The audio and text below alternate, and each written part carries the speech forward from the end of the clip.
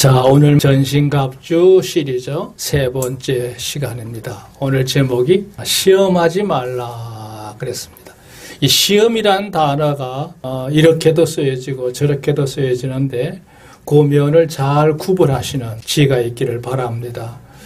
이렇게 시험이란 단어가 단순하지 않다는 뜻이에요. 우리말에도 같은 말이지만 쓰여지는 용도가 전혀 다른 방향으로 쓰여지듯이 오늘 이 본문에도 그런 면이 없잖아 있습니다. 자, 오늘 서론에 이런 말씀을 했어요. 예수님께서는 모든 면에 너무나 열악한 유다 강야에서 40일 동안 그 음식으로 심히 줄이셨던 상태에서 마귀에게 받은 첫 번째 시험, 돌이 떡이 되게 하는 마귀의 주문이 있었던 것이죠.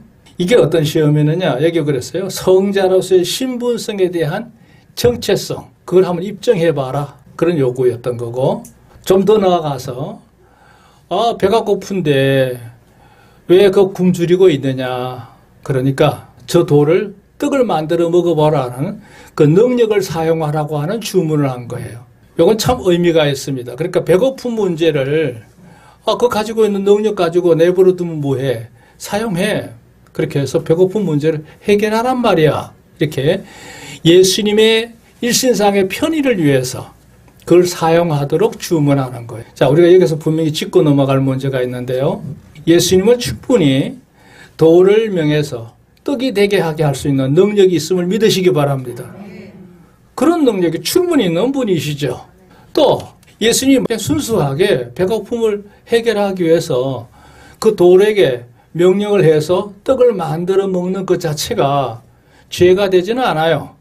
왜요? 주님 스스로 행하는 문제에 대해서는 아무 문제가 생기질 않아요.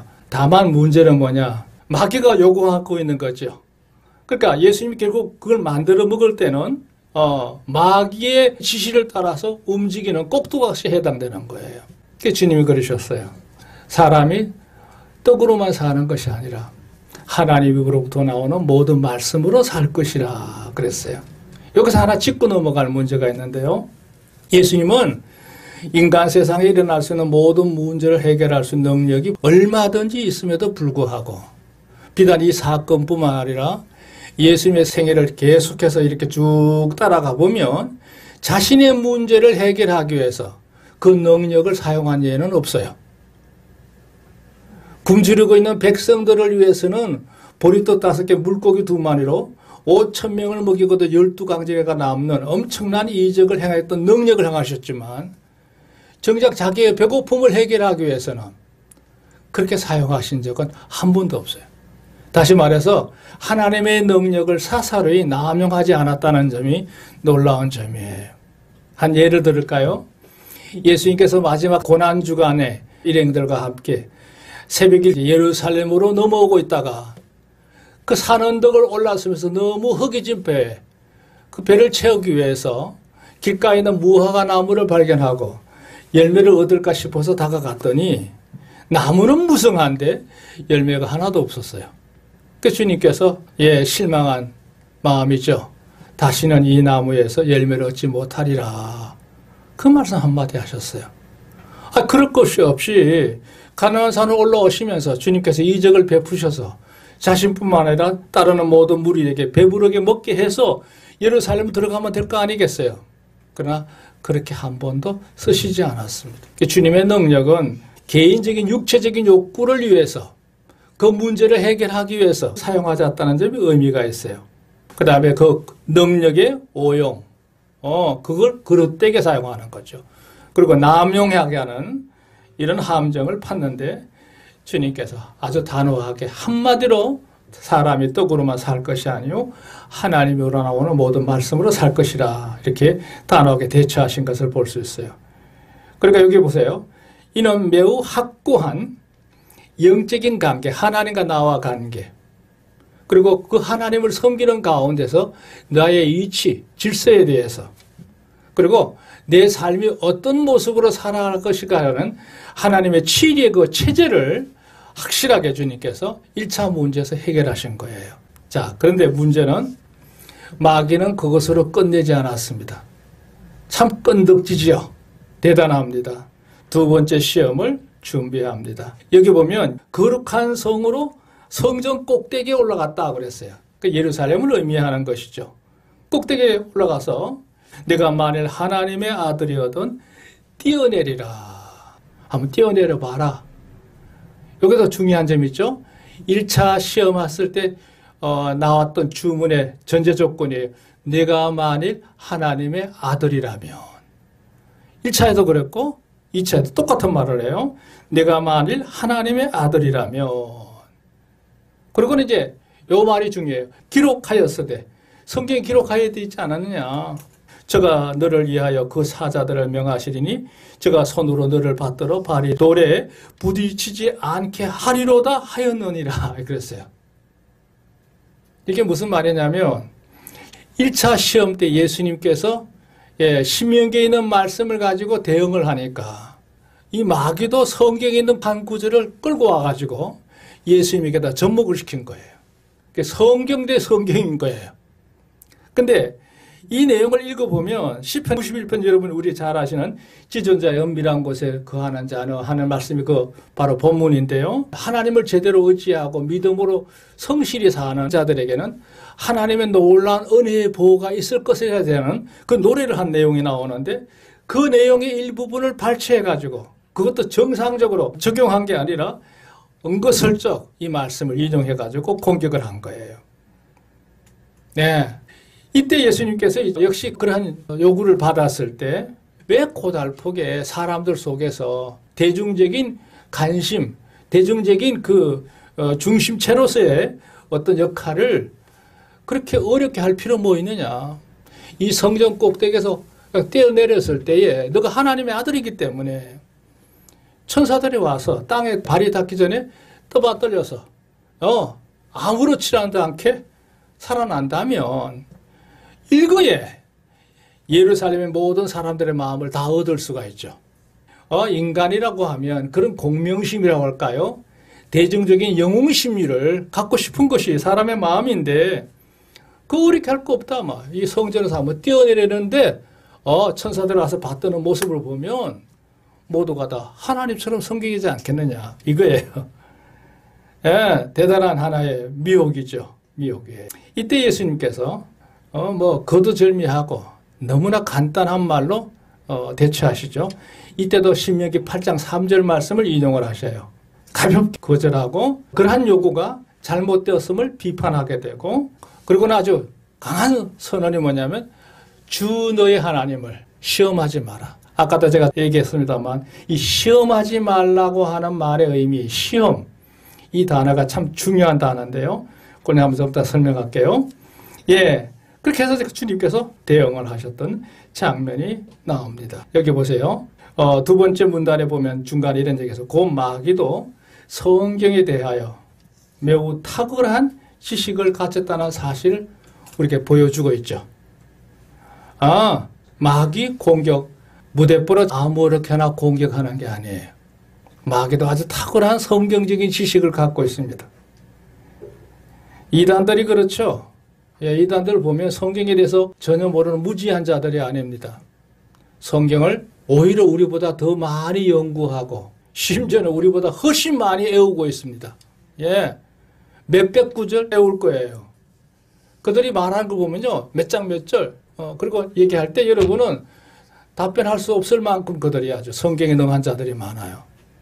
문제는 그걸 정상적으로 깨닫는 게 아니고 여기 오늘 그랬어요.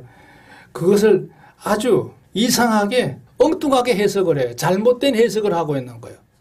그리고 그걸 아무렇게나 자기들 입에 맞도록 오용을 하고 그리고 그걸 가지고 강압적으로 사람들에게 선언을 하죠. 강근을 해요. 이게 이제 마귀의 방법인데요. 여기 역시 사탄도 역시 마찬가지예요. 그리고 그걸 아주 교활하게 집요하게 물고 늘어지는 장면이 보여졌어요.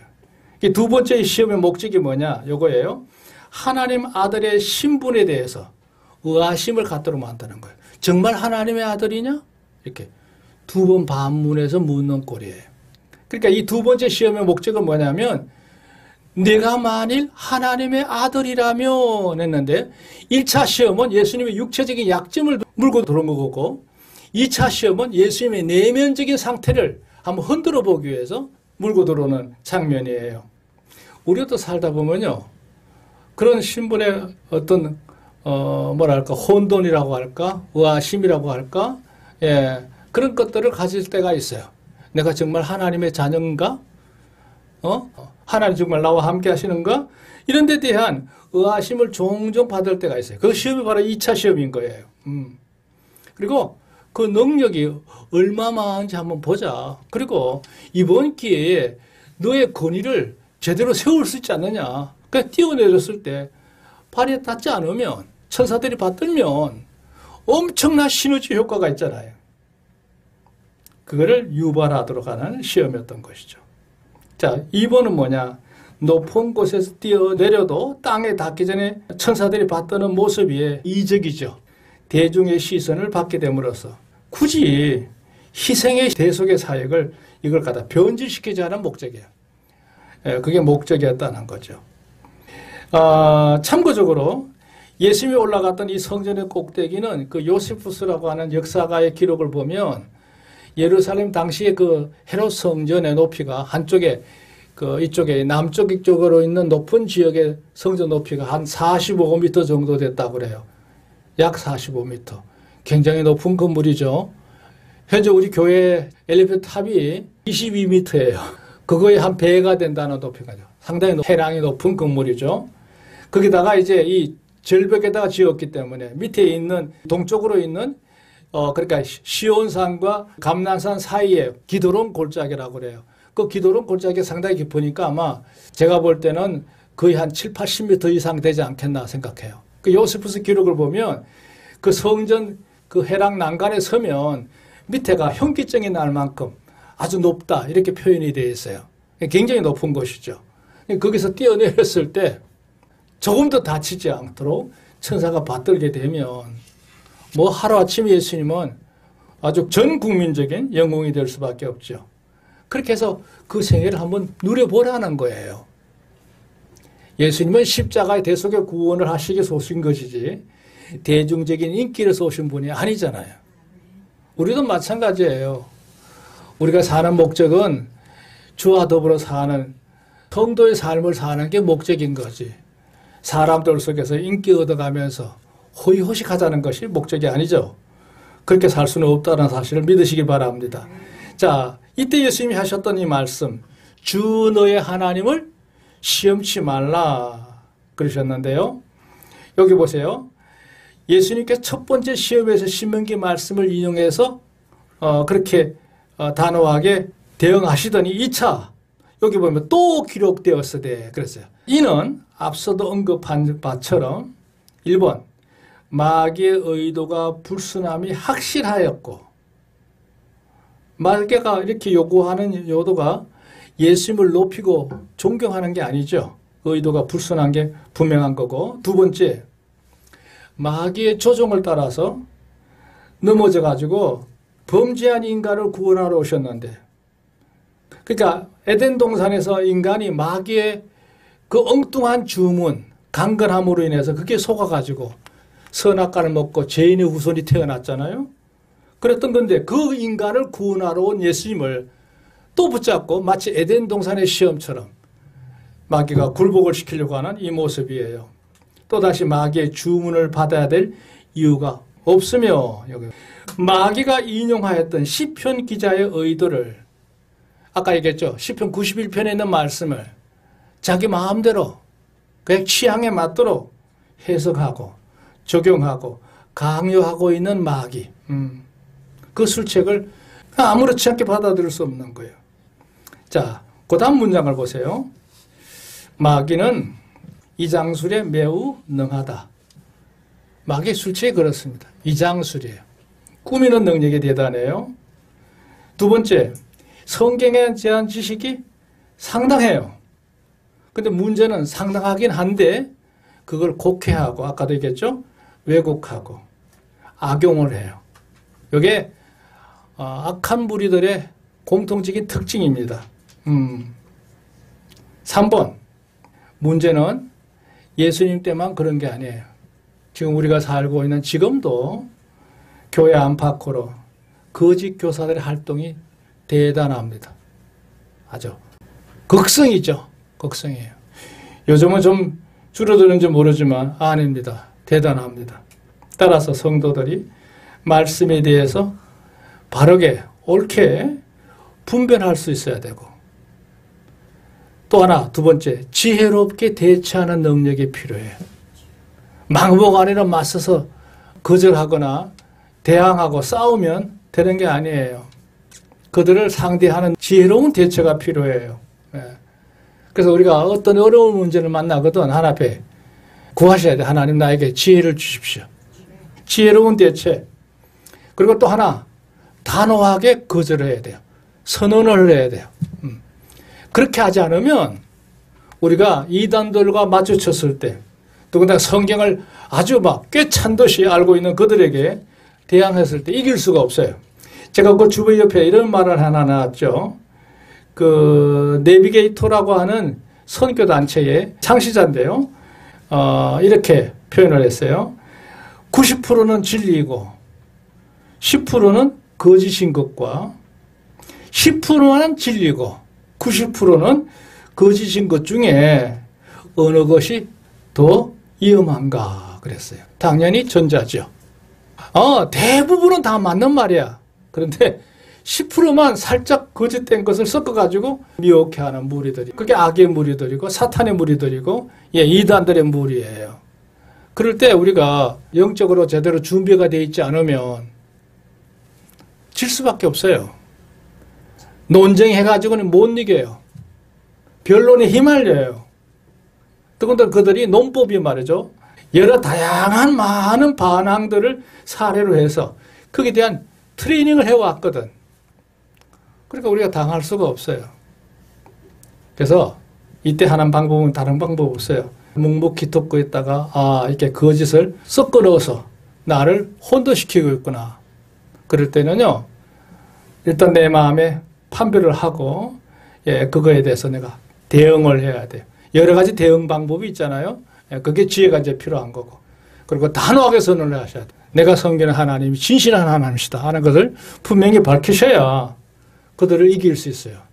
그냥 우물우물하고 그냥 적당히 자꾸 물러서거나 그냥 좋게 좋다는 식으로 적당히 해버리면 1차 안 되면 2차 더 강한 사람 데리고 3차 데리고 계속해서 시달리게 될 겁니다. 자, 이렇게 참고적으로요. 본문에서 시험하지 말라고 하는 단어가 제일 중요하잖아요. 이걸 제대로 이해하는 게 필요해요. 언어로 그러니까 써놨죠. 에크페라세이스 나왔는데요. 이게 뭐냐? 이 시험이라고 하는 개념이 우리 삶 속에 적용되는 게 어떤 경우냐면, 내가 지금 하나님을 열심히 섬기고 있는데 내가 살아온 여러 가지 현실, 욕구 뭐 이런 것들이 얽혀가지고 내 삶 속에 정말 하나님이 살아계신지 안 살아계신지 이거 한번 확인하고 싶어. 하나님이 이게 어떤 역사를 일으키는지 알고 싶은 거야. 그래가지고 하나님을 한번 떠보는 것을 이렇게 하나님을 일종의 우롱하는 거고 흔드는 작업이 바로 이게 시험인 건데요. 한 예를 든다면 그 신명기 6장에 보면요. 이 모세가 설교할 때 너희가 마사의 경우처럼 하나님을 절대 시험해서는 안 된다. 이게 무슨 말이냐면 이스라엘 백성이 애굽에서 나와가지고 홍해를 건너는 엄청난 놀란 이적을 경험하잖아요. 그리고 이제 홍해를 건너고 난 다음에 그들 눈앞에서 애국 군대가 멸망하는 걸 봤단 말이에요. 그리고 4월 동안 춤을 추고 놀면서 시간을 지체해요. 그러다가 겨우 사흘 만에 마라라고 하는 곳에 도착을 했어요. 마라. 원래 그들이 정상적으로 행진을 하면 그러지 말고 빨리 이동을 해서 엘림이라는 곳까지 와야 돼요. 와야 되는데 마라라는 곳에 겨우 사흘 만에 도착을 한 거예요. 근데 물이 뭐야? 애굽에서 갖고 나온 수중에 있는 물이 다 떨어진 거예요.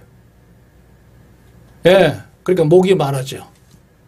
그러고는 하나 앞에 원망해요. 왜 우리를 애굽에 살게 내버려 두지 않고 이곳을 우리를 끄집어내서 여기서 목이 타서 죽게 만들었냐 말이에요. 모세가 이때 이제 하나 앞에 기도했을 때 곳곳에 있던 바다에 썬물이 모인 웅덩이를 발견하고 거기다가 이제 가시나무를 던져놓게 해서 물이 달게 해서 마시게 하는 이 마라의 사건이 나오잖아요. 그 문제가 해결됐어요. 그리고 그 갈증 문제를 해결하고 난 다음에 조금 더 가니까 엘림이라고 가니까 벌써 거기는 종려주 70조와 12세물이 가득히 기다리고 있는 거예요. 마음껏 문제가 해결됐죠. 그 잘못은 이스라엘 백성들에게 있는데 하나님을 원망한 거예요. 여기서 힌트를 얻었던 것인지 이스라엘 백성이 엘림에서 출발해서 시내산 밑에 있는 르비딤이라는 곳에 도착을 했을 때 그들이 또 하나님을 원망합니다. 그게 뭐냐면 우리에게 먹고 마실 수 있는 걸 해결해 달라는 거예요. 그 모세가 보니까 이스라엘 백성들이 돌로 쳐서 죽일 정도 상황이 됐단 말이에요. 하나 앞에 기도하죠. 하나님, 지금 백성들이 나를 돌로 치할 상황입니다. 어찌하면 좋습니까? 그 하나님께서 내리신 게 바로 만나와 메추라기를 내리셨잖아요. 그리고 그 백성들이 보는 앞에서 그 홍해를 갈았던 그 지팡이를 들고 저 산에 올라가서 바위를 내리치게 만들어요. 그랬을 때 그 바위 물이 갈라지면서 그 시내산에서 물이요 흘러서 이스라엘 백성들이 풍족하게 누리는 역사가 일어나요. 그때요 그 물을 터지게 한 역사를 일으키면서 모세가 하는 말이 이는 마사라고 그랬어요. 마사. 그 뭐냐면 하나님을 흔들어서 한번 떠본다는 거죠. 떠본다는 거. 매번 하나님의 놀라운 사한 역사를 경험하면서도 사람들은 시시때때로 한 번은 하나님을 한번 떠보는 일을 가는 거예요. 떠보는 거. 하나님 정말 나를 사랑하시는지, 하나님 정말 살아계시는 건지, 나를 축복하실 건지 이걸 확인하려고 하는 요소가 있어요. 그게 바로 오늘 말하는 하나님을 시험하는 문제예요. 여기 보세요. 하나님에 대해서 어떠한 의심이나 혼돈이나 하나님을 자꾸 이제 격동하는 거, 충동시키는 거예요. 표적을 자기 욕구대로 주문하고 측정을 하고 어떻게 한번 해보겠다고 하는 확인을 하려고 해보지만 아니라는 거죠. 유명한 구절이 있죠. 하박국에 보면 하박국 선지자가 하나님의 서민 이스라엘 백성이 주변 국가에 와서 늘 시달리게 되고 정말 하루하루 살아가는 삶이 너무 고달팠을 때 이 하박국 선지자의 마음속에 의문점이 생긴 거예요. 하나님이 선택한 백성이라면 우리에게 마땅히 모든 일이 형통하고 우리 주변에 있는 원수들이 우리를 두려워해야 될 텐데 어찌 이런 일이 일어날 수 있는 건지. 거기다가 우리는 너무 공공한데 주변에 있는 모든 나라들은 너무 잘 산단 말이에요. 그리고 성루에 올라가서 하늘을 쳐다보고 하나님 왜 이랬습니까? 하나님 살아계시다면 우리에게 증거를 보여주세요. 이렇게 요구를 했던 거예요. 그랬을 때 하박국이 하나님께 내리신 유명한 답변 따라합시다. 의인은 믿음으로 말미암아 살리라. 그게 하늘의 음성이었습니다. 그리고 하시는 말씀이죠. 너가 볼 때 이 모든 백성들이 이렇게 된 줄 아느냐? 너가 이렇게 잘못 살았기 때문이다. 너희를 괴롭히는 모든 민족 앞으로 이렇게 된다. 쭉 미래를 다 보여주셨어요. 그리고 나서 이제 하박국이 부르는 유명한 노래가 하박국 3장에 나오죠. 포도나무 열매가 없고 애가나간에 소가 없을지라도 하나님을 찬양한다고 하는 노래가 나와요. 의인은 믿음으로 산다는 거죠. 우리가 생활할 때 공연히 하나님을 의심해서 못마땅해서 우리가 우왕좌왕할 때가 있어요. 그럴 때 하나님을 이렇게 한번 떠본다고 할까요? 무리한 격동케 하는 일이 있어서는 절대 안 된다는 거죠. 자, 보세요. 마지막 하나. 오늘 결론입니다. 결론이에요. 여기 경건의 삶에 힘쓰라 그랬는데요. 우리 그리스도인들이 예배, 교제, 기도, 섬김 다 중요하지만 일상적인 생활 속에서 말씀의 전체를 정독하는 거 아시죠? 차근히 보고 읽고 하는 거요. 그리고 공부하고 성경 공부 좀 더 세심한 공부가 필요하죠. 그걸 하고 난 다음에 이제 그것을 통해서 묵상하게 되고 내 생활 속에 적용점을 찾아가면서 순종하는 거. 이 네 가지 단계. 정독, 공부, 묵상, 순종. 이게 이제 성도의 일상적인 삶이거든요. 이게 훨씬 더 중요하다는 거죠. 물론 예배 잘 드리는 거, 성도 간에 좋은 교제를 갖는 거, 기도하는 거, 성김에 봉사하는 거, 이거 다 귀한 거지만 그 네 가지가, 밑에 있는 네 가지가 받침이 돼야 정상적인 그리스도의 삶을 사는 거라 그죠. 말씀을 가까이 하는 거, 이게 중요해요. 하나님의 말씀은 내 개인적인 신앙도 지키는 것도 중요하지만 내 삶의 영역을 제대로 지키는 것이 무엇보다도 중요해요. 사랑하는 여러분, 우리가 이렇게 힘쓰게 되면 당신의 길은 하나님의 임재와 또 평탄케 하심과 형통케 하심 역사가 우리에게 있을 것이다 그랬어요. 여호수아 1장에 그 말씀하셨죠. 여호수아야, 너는 좌로나 우로나 치우치지 말라. 그래야만 내가 너의 길을 형통케 하리라. 평탄케 하리라. 할렐루야. 하나님 약속하신 걸 보게 돼요. 이 축복이 여러분 삶 속에 늘 함께 하기를 바랍니다. 아멘. 여러분 하나님 앞에 살면서 하나님을 온전히 경외하시고 믿음으로 사시기 바랍니다. 아멘. 모든 게 다 합력하여 선을 이루는 역사가 여러분 세계에 꼭 일어날 줄로 믿습니다. 아멘. 하나님의 축복이 늘 함께 하시기를 바랍니다.